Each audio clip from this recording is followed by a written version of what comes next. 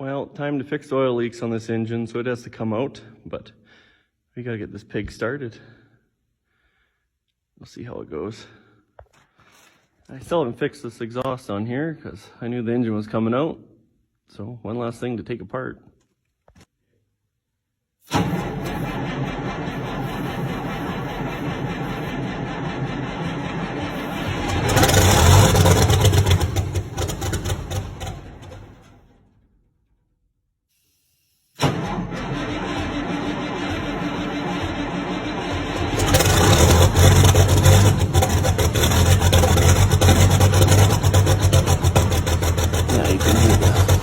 Cam 855 in all its winter glory.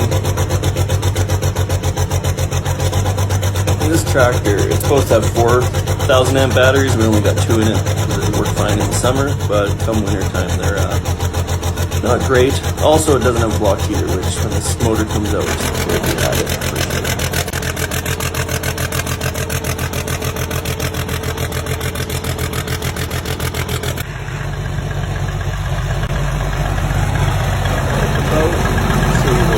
I believe it's the rear cam plug. It's coming from the rear structure block right at the back there. Leaks all the way down and drips all over the diff. It makes a real mess.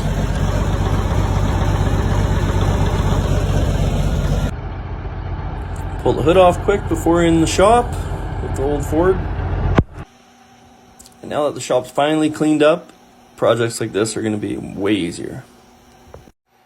Well, the Steiger's been in the shop for over a week and I was really ignoring it and had no motivation to work on it, but starting to get picked away at it.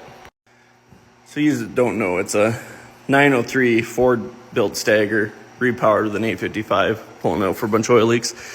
Got everything pretty well disconnected. I got just the motor mounts and the transfer case to transmission cooler lines still left on because I ran out of dash 10 plugs. Don't want to make a mess, but I'm gonna try and pull this unit out, transmission and engine all together.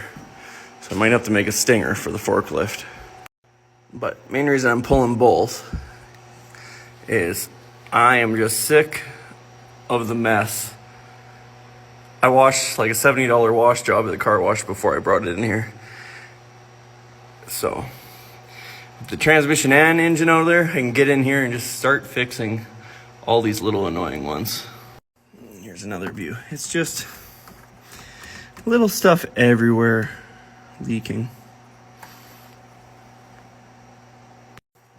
Also, that steering valve is going to get some attention with everything out. I tried doing all the lines on it last year and was back to. Without taking it all apart, it ain't happening. So I did change the front too. I think one of them blew on me and sprayed everything down last year actually. But hopefully next video will be that engine coming out. Well, finally made the stinger for pulling this engine out of the Steiger. So I don't know what an 855 really weighs. I don't know, 2,800 pounds. And then that transmission, I'm guessing 1,000, but you know, I think it should hold it. Especially because the tip's going to be kind of at the back of the block and then the front of the block will be hanging at the end of the forks, so. Maybe. I hope. But once we start lifting, we're committed anyway, so it's gonna be too late. Hope she can do it.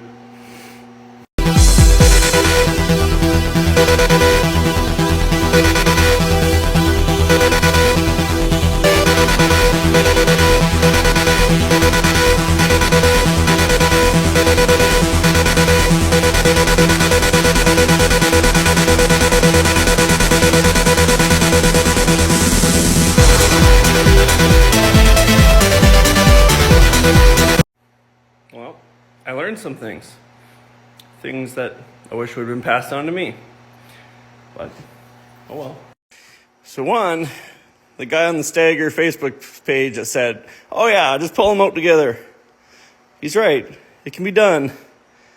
It's fucking scary. Like, really suggest splitting them. Also, if you are going to, check air pressure on the tires before you start lifting. Because like I was pretty well crawling out of here on the rim the whole way out. And it was everything it had to get that bugger out. Like when I first started lifting, I had this chain here because it's all I could reach. So this front structure, I kind of kept setting down and just stepped my way to the tip and then got it chain moved to where it was because I was lifting the back tires off the ground the whole way. Once I got moved back that far, it was, I didn't like it, but it got it picked. The only scary part is I'm like 100% committed to putting it back in that way now, which, oh well. But, yeah. I probably shouldn't have done that alone either, but get sick of waiting on people. But we'll get this up on a stand here now. I'm almost considering plugging up everything real good, throwing it on the trailer, and giving it a wash. It's not nice. And then, then there's that disaster to clean. It doesn't have brakes, so a smart person will get new discs or whatever you'd want to call them, clutch packs, and fix the brakes on it. Will I be able to talk the old man into that? Probably not, but maybe I'll just order them. Just trap them into it. I'll teach them. Any small cam Cummins guys out there I could ask some questions? For a block heater, I'm guessing there's a thread in one for this plug. Or what else would you do? I'm barely ever going to use it, but I just need something. These plugs here, what is actually behind them? It's just an oil gallery or what? Because they're all leaking a little bit. Oh yes, and this engine came from a truck before this tractor, but I'm guessing compression release. I wish it's a mechanical Jake. I doubt it though. If anyone can help me out there. And for the pressure line in it, would you tee it up and go in both heads? Like from both ends? Is it an actual benefit or is it just kind of an old wives' tale? Everyone does it. I think that has it covered for a bit. No one seems to know anything about these. No, because everything nowadays having hell getting parts. So that thin air diesel, I don't know his actual name, really helped me out there with just some direction. So those cooling or piston coolers, Cummins has them in stock in Regina, so that's good.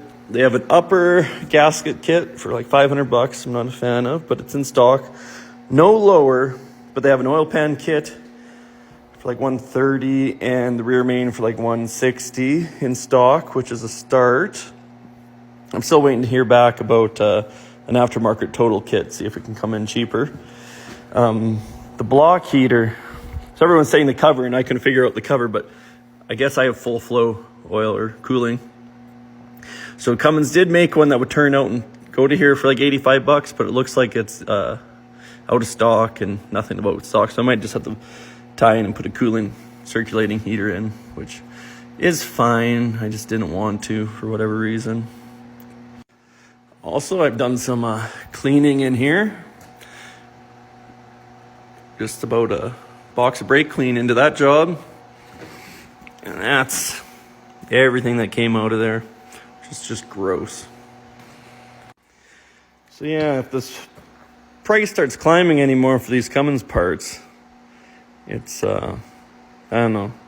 I know where there's a 8V92 that was rebuilt and then been parked for 10 years that I could get pretty cheap, like buy the whole truck, $1,500 or something, which is pretty doable.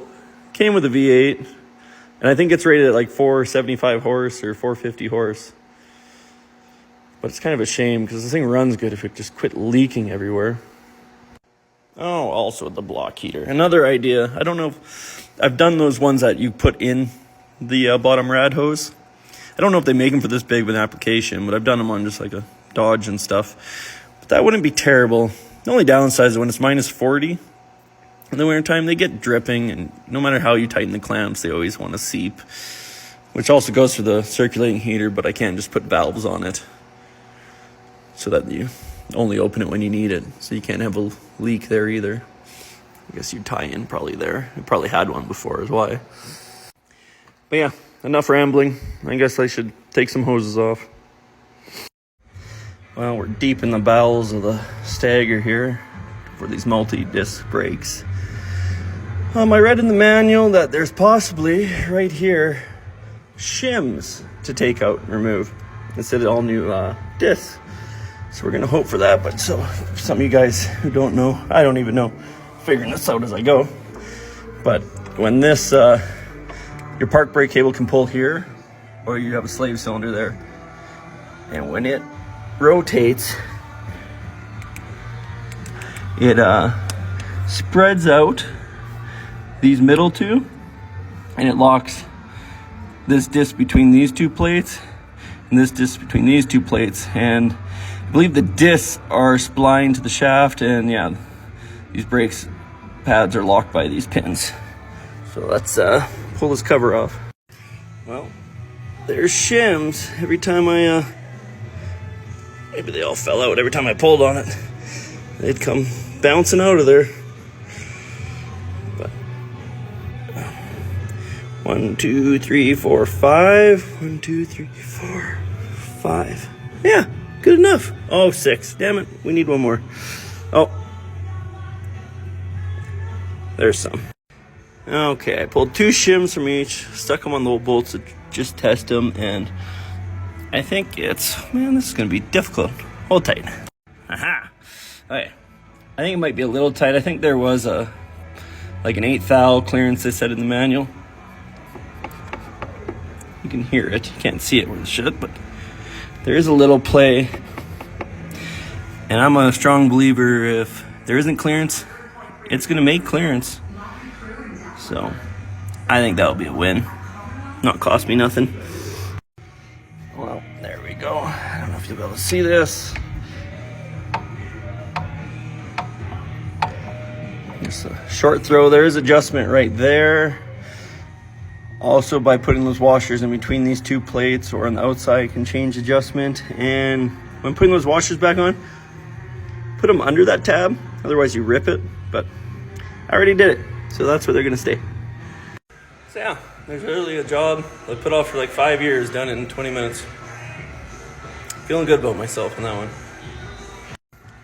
Also, if this thing was together, I guess you'd have to take that drive shaft off to have enough room to do that, and it would not be fun, but probably why I waited so long. But hope that helped someone, because I couldn't find any real info on them. Well, when I started this project for oil leaks, I started with its rear cam plug. And then the more I got into it, I was, nah, it doesn't make sense. The odds are against it. It must be the rear main just throwing everywhere. But now we get to see. There we go. So I think the rear main is fine. I don't think I should really screw with it if it's fine. This thing only had 100,000 K in a truck and then 1,000 hours in a tractor. I got a loose bolt down here, but I am pulling the oil pan. And up here, it looks like here could be that plug, so I'll reseal that. But I'm pretty sure it was the cam plug. It looks like it has a cork gasket kind of set up. So hopefully that gasket kit has it. Got all the parts for $360, which sure beats Cummins, like $1,100. So pick away at it. Well, argued with Cummins, 3 people, 2 over the phone and 1 over email, all about this seal for that cam. According to Cummins, it doesn't exist. But if anyone has a small cam and they don't feel like arguing, there it is. Also, first time ever doing run-out. Never had a rear structure off before, but I got 0, 2 thou, 0, 4 thou. It's a total run-out, 8 thous allowed. And I'm going to assume since it's out both ways, it's just not round. Because I'm perfect up and down, so I'm going to run it. It is what it is. My gas kit doesn't have the right O-rings for the rocker boxes, so just ordered those. And when pulling oil coolers, I found out I have the steel ones. So I'm going to get new O-rings and just re-ring them and return the plastic ones. So get that tomorrow. Well, resealing these rocker boxes, the O-rings on the shafts were leaking away. We pulled this last valve cover off. Got a nice little surprise from the breather. I don't think it's been bouncing around too long, but it didn't just fall off. So yeah.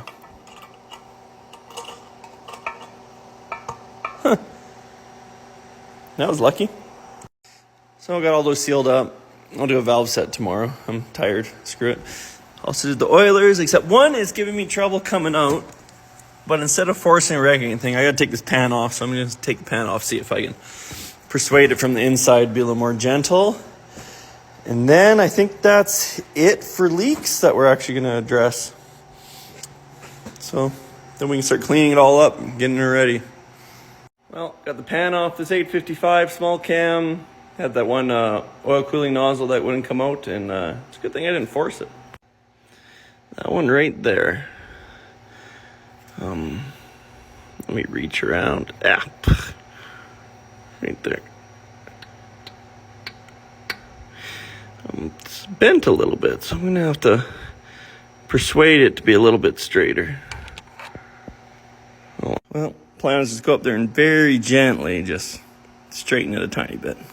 Well, that was a bit of a battle, but focus. There we go. So yeah, that was bent down lower than the rest of it, so it still kind of scratched its way out, but should be good now. Put a new O-ring on it. Back in, new O-ring, cleaned up those burrs with a file, and whatever. Wasn't aimed that good before. If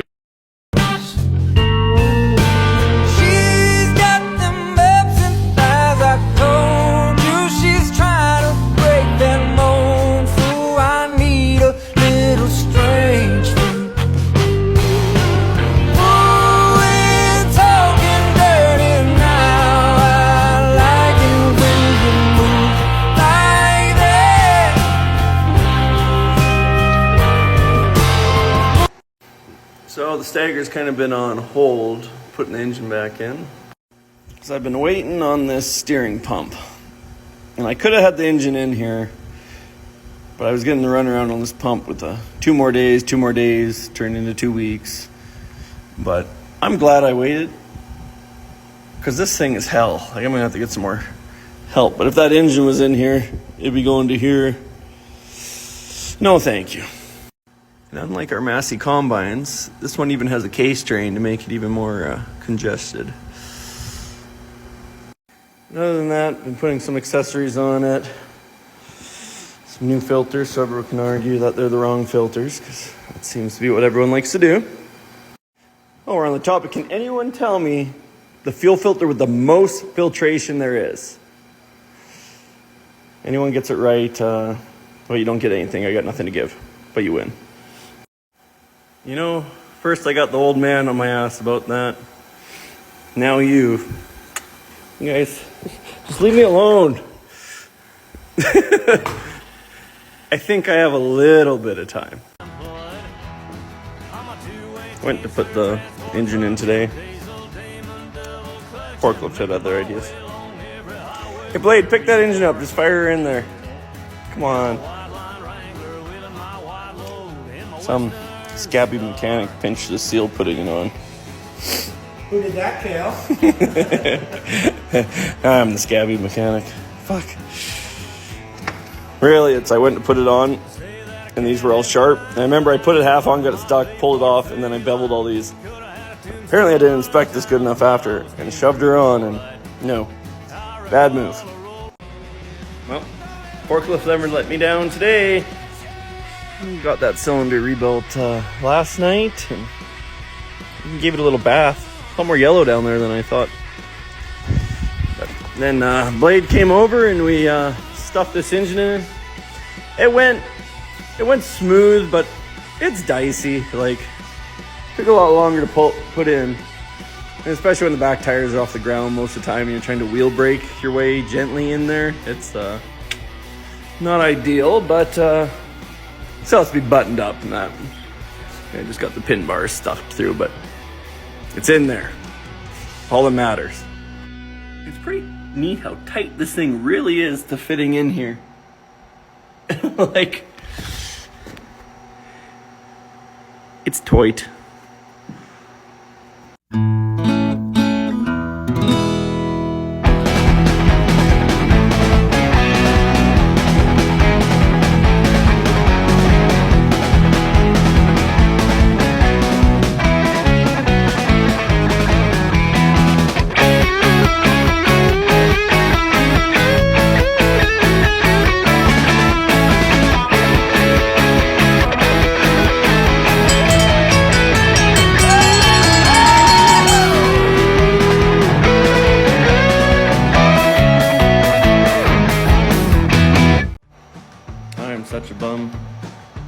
picked away at the Steiger a bunch today, but just exhausted over it. Like anyone else's 4 hours of work, and I'm done for.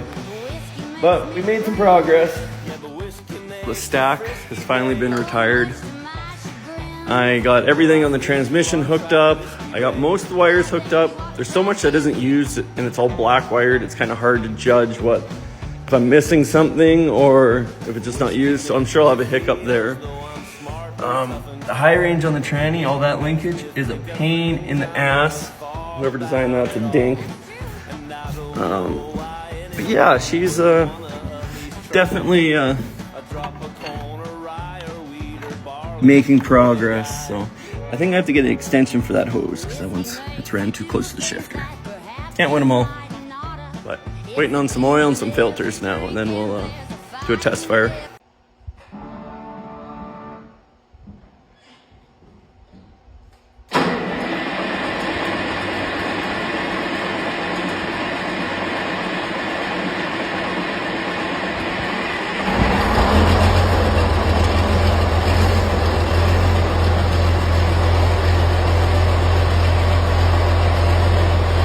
That is a big weight off of my shoulders. I was kind of concerned that I might have did the valve set 180 off because, like an idiot, instead of paying attention to what one was down, I just pulled all the rocker boxes off, and then I had to kind of figure it out, which if you do lots of them, it's not a big deal, but I've done one valve set on this small cam 2 years ago, so oh well. But she ran, nothing leaked yet, but I only ran it for a minute, so now I'll start getting the rad in there. Well, took that rad to the car wash and gave it a good bath. The amount of stuff that came out of it was, surprised it stayed cool. And then we were talking about pulling the rad on this and getting it record, but I'm starting to wonder. I don't think that's really the issue. I don't know if you can see in here. Focus. It's just full of mud. So I think I'm gonna buy one of those combs and do that and get this guy cleaned out, and this guy might be okay, might not need to be recorded. And there's the exhaust. I'm just thinking by the time I'm done, this flex pipe is not gonna have a very long service life, but we'll see what happens. Maybe it'll surprise us. I don't know if my eyes or my nose hurts worse, but just filled her up with coolant. Hopefully see if it will warm up and flow some before I shut it off.